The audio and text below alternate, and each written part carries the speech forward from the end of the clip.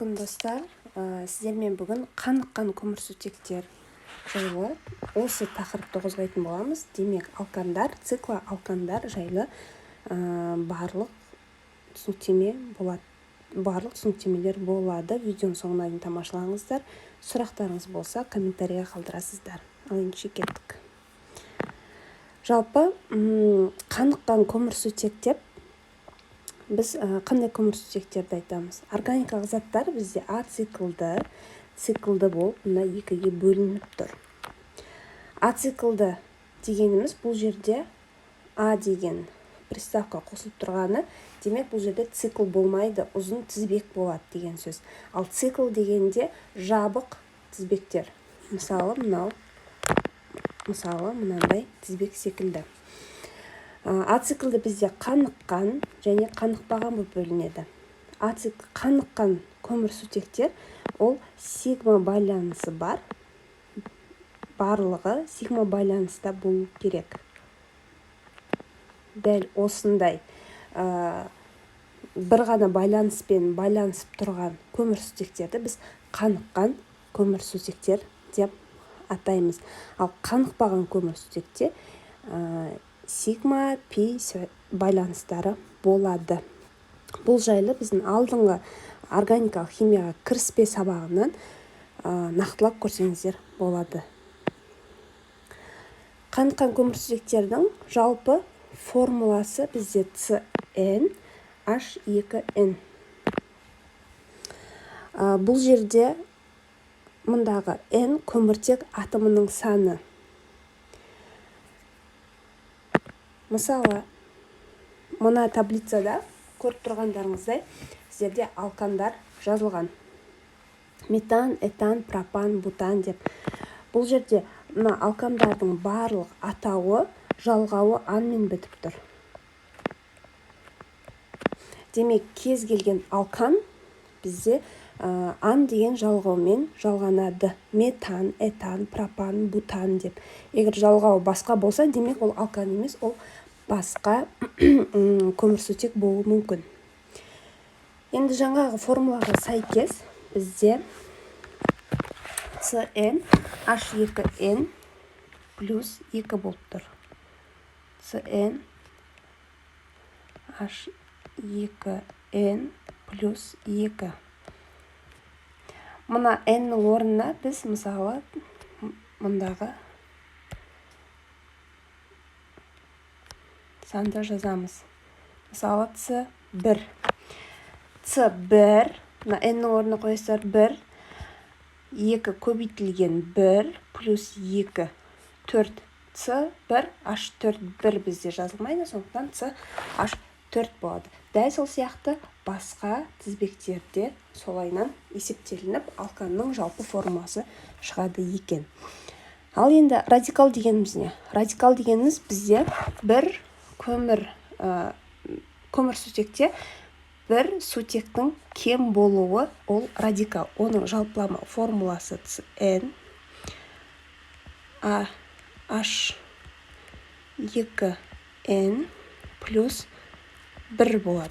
Мұнда 2 еді, мұнда 1. Демек, CH3 1, 2 көбейтілген 1, бұл бізде 2 қосылған 1, 3 CH3 деген мынау радикал шығып тұр. Түсінікте, кез келген радикалдың осындай бос қолы болады. Көріп тұрғаныңыздай, бұл жерде демек бір сутек жетіспей тұр деген сөз. Және осы радикалдардың бізде жалғауы илмен бітеді. Метил, этил, пропил, бутил деген секілді. Осы радикал бізде алкандардың түзілу кезінде қолданылады. Сол кезде атау берген кезде де осы радикалдардың атауларын қолданып атаймыз. Мысалы, номенклатураға мән берейік.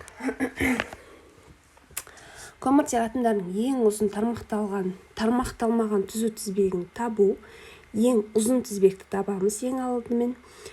Одан кейін осы негізгі тізбектегі көміртек атомдарын номерлеуіміз керек.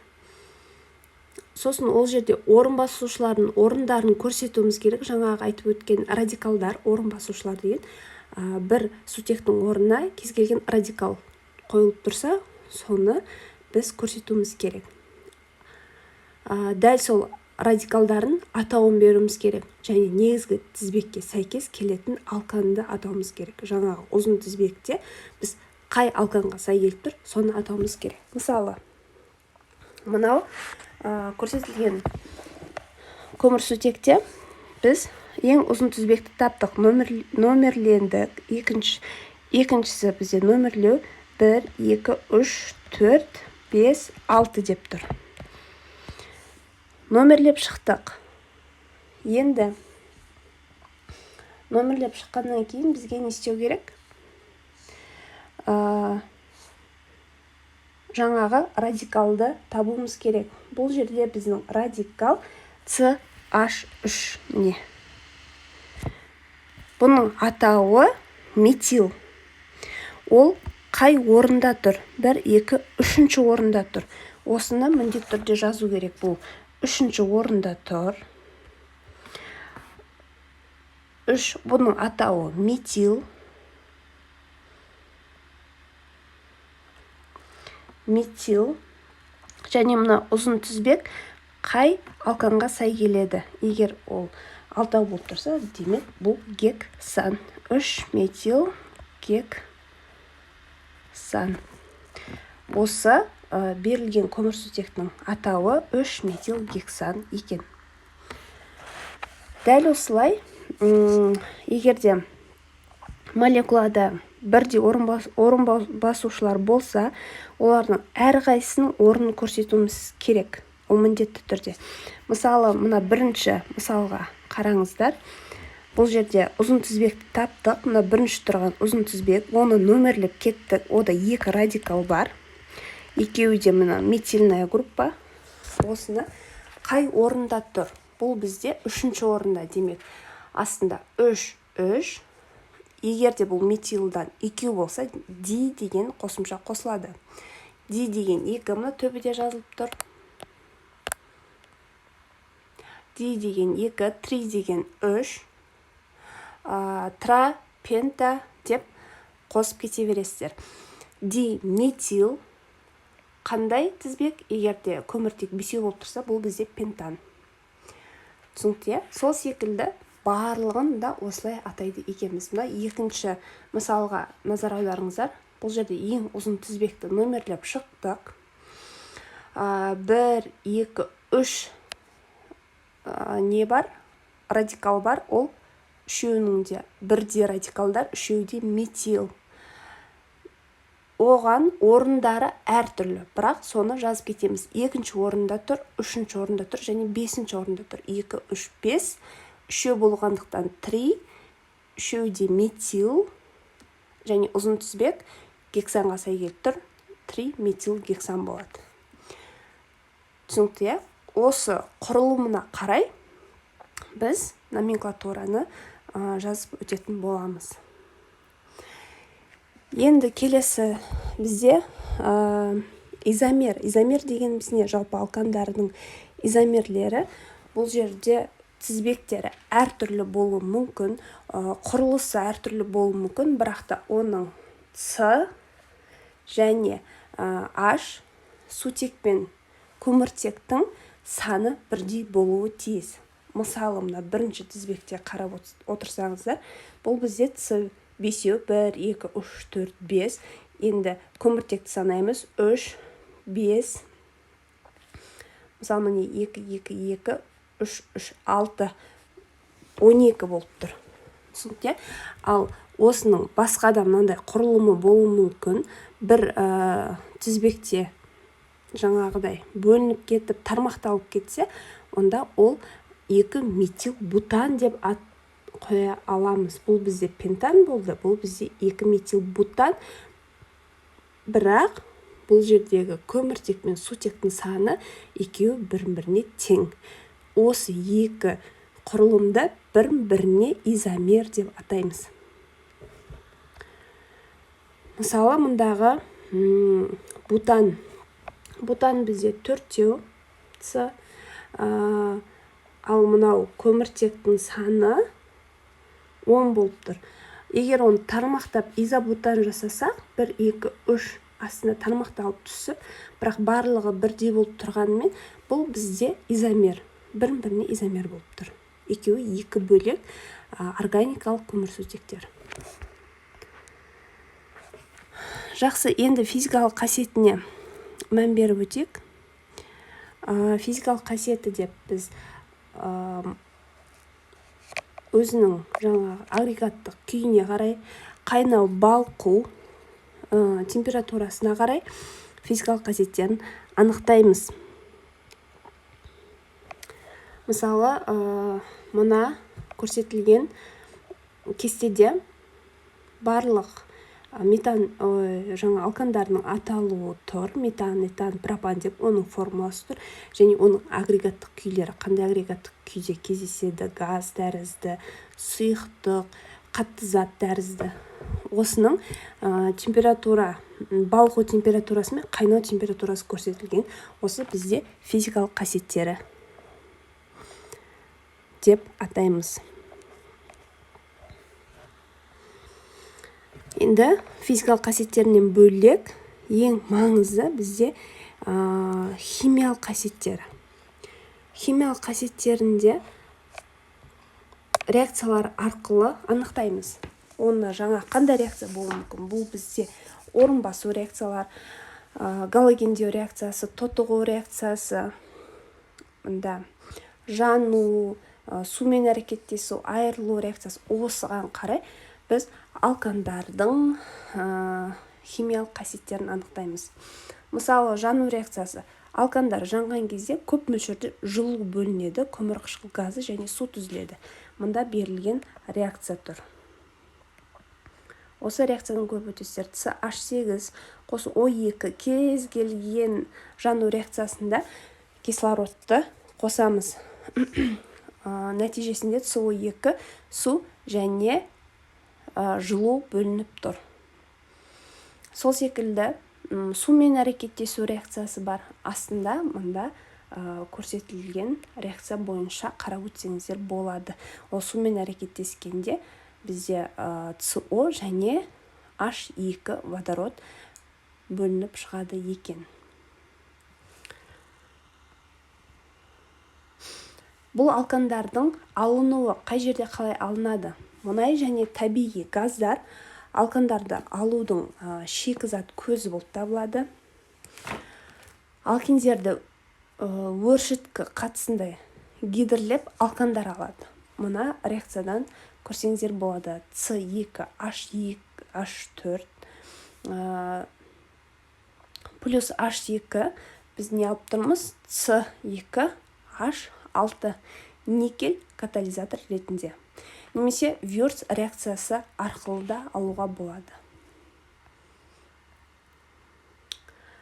Қолданылуы қай жерде қолданылады? Енді алкандардың қолданылуы өте кең. Бұл бізде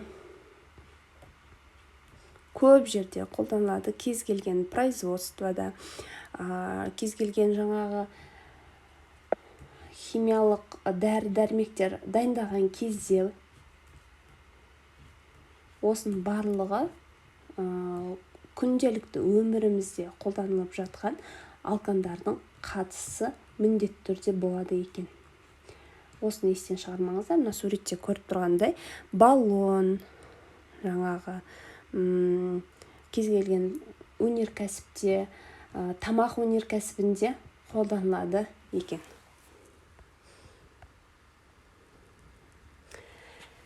Келесі үлкен тақырып бұл бізде циклоалкандар. Ол циклоалкандар дегеніміз не? Құрамындағы көміртек атомдары өзара дара байланыстар арқылы байланысқан болатын циклды қаныққан көмірсутектер. Оның жалпылама формуласы CnH2n. Түсінікті? Мынау қарапайым өкілдері. Мысалы, циклопропан C3H6. Циклопропан деп міне сіздерге көрсетіп тұр. C3 осындай дара тізбектен және әрқайсысында H жазылған. Осы мысалы цикл құрап тұр, 4 бұрышты, мұнда 3 бұрышты, 6 бұрышты, 5 бұрышты. Осының барлығы бізде цикл алкандар болып келеді. Оның міне мысалы тағы да циклопропан, циклобутан жаңағы тақырыбымыз. Енді бұл номенклатурасы қалай болады? Жаңағы алкандарда бірінші ұзын тізбекті тауып алатын болсақ, ал циклоалкандардың цикло деген жұрнағын жалғау арқылы жасалынатын байқап тұрсыздар. Себебі бұл бізде цикл екен көрсетуіміз керек. Сондықтан да цикла деген жұрнақты міндетті түрде қосып айтасыздар. Мына берілген мысалда біз осы циклды белгілеп аламыз. 1, 2, 3, 4, 5, 6 деп. 6 демек ол гексанға сай келіп тұр, және жанындағы радикалдарды жазып шығасыздар. Бірінші орында, үшінші орында метилная группа 2, екінші орында этилгексан тұр. Осының барлығы бізде циклогексан. 1, 3 диметил, 2 этил циклогексан болып тұр. Енді бұл тізбектердің изомері. Циклоалкандарға көміртек тізбегінің классаралық изомерленуі тән. Циклоалкандардың изомерлері циклдегі көміртек атомдарының санымен, құрылысымен және циклдегі орын басушылармен анықталады, радикалдармен. Мұна мысалда көріп тұрсыздар, бұл жерде С5H10 молекулалық формуласына келесі изомерлер. Осы изомерлер сай келіп тұр. Бұның барлығында С5H10 санап көрсеңіздер болады, тек қана оның құрылымы әртүрлі IUPAC номенклатурасы бойынша да аттары әртүрлі.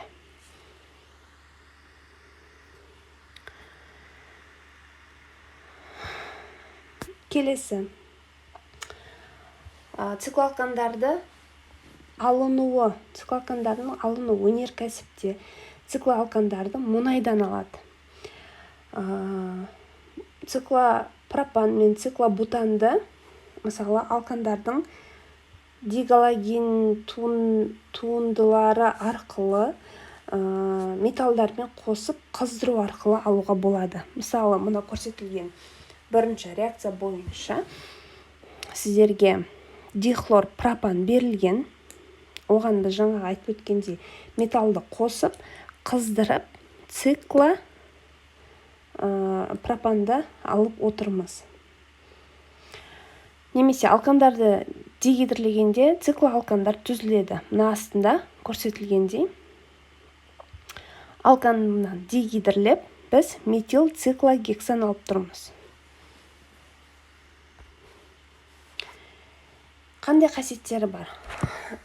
Қасиеттеріне біз циклоалкандар жанады, орын басу реакциясына қатыса алады, қосылу реакциясынан болады. Оның физикалық қасиеттері де жаңағыдай балқу, қайнау температуралары көруіңізге болады. Бұл агрегаттық күйге қарап та бөлінеді. Химиялық қасиеттерінің ең бірінші маңызды деп айтатын бұл көміртек. Циклалық көміртек атомдары sp3 гибридтенген күйде болады. Енді мысалы мынау бірінші реакцияға назар аударыңыздар. Бұл жерде біз нені көріп тұрмыз? Мынау циклоалкан берілген, оған біз хлорирование жасап жатырмыз. Хлорирование арқылы бұл жерде свет беріледі. Бұл қосылыстар галогендеу реакциясына түскенде цикл ашылмай алкандар сияқты радикалды орын басу реакциясына түседі. Түсінікті? Немесе жану реакциясы. Бұл циклогексан бензиннің құрамына кіреді. Ол жанғанда көп мөлшерде жылу бөлініп шығады. Дегидрлену реакциясына қатысады. Осының барлығы бізде химиялық қасиеттеріне жатады екен. Осы реакцияларды жазып зерттесеңіздер болады. Табиғатта кездесуі ол міндетті түрде табиғатта кездеседі. Мұнайдың құрамында болады. Нафтендер деп атайды оны.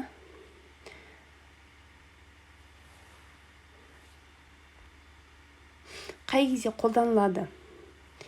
Қолдануы да өте көп жерде қолданылады. Бұны ең маңызды циклоалкандарға циклопентан, циклогексан деген секілділер жатады. Оларды бензол, толуол, бояулар, дәрі-дәрмектер алады. Жаңағы айтып өткендей, жалпы өнеркәсіптердің көбінде, медицинада, мотор майына, машинада, автоөндірісте, бұның барлығында бізде циклоалкандар қатысады екен. Осыны міндетті түрде естеріңізде сақтап алсаңыздар болады. Енді сіздерге үй жұмысы ретінде бір тапсырма берейін. Мына формулаларды құрастыру керек. Осыны құрастырып комментарийға қалдырып кетсеңіздер болады.